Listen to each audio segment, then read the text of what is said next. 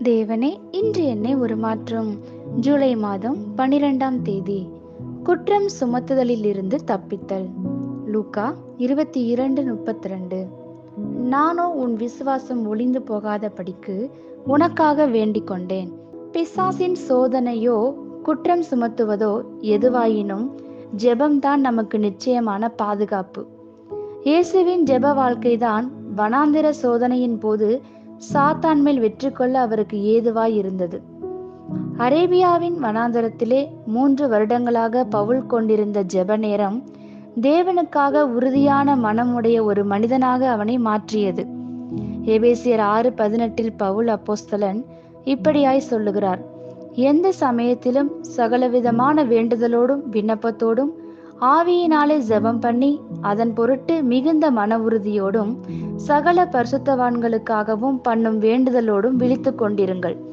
இடைவிடாத ஆவியில் நிறைந்த எல்லாவற்றிற்கான ஜெபத்தின் மூலமாகத்தான் நம் ஆவிக்குரிய போராட்டத்தில் சாத்தானை மேற்கொண்டு அவனை விரட்ட முடியும். எந்த ஆவியின் பட்டயமும் ஜெபமில்லாமல் கிரியை செய்யாது. ஏனெனில் ஜெபம் என்பது ஆவிக்குரிய விழிப்பை நமக்கு ஏற்படுத்துகிறது. ஜெபமற்ற வாழ்க்கை ஒரு ஆவிக்குரிய உறக்கமாகும்.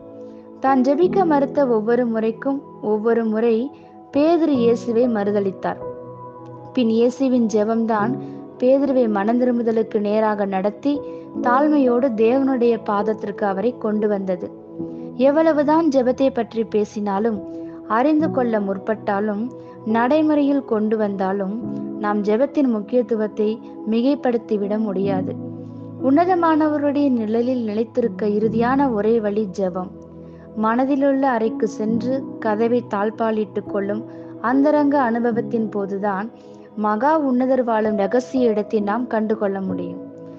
மத்தேயு 6:6 வேதம் கூறும் இந்த வழியை காட்டிலும் எல்லாவித பாதுகாப்பையும் அனுபவிக்க வேறு எந்த வழியும் நமக்கு கிடையாது.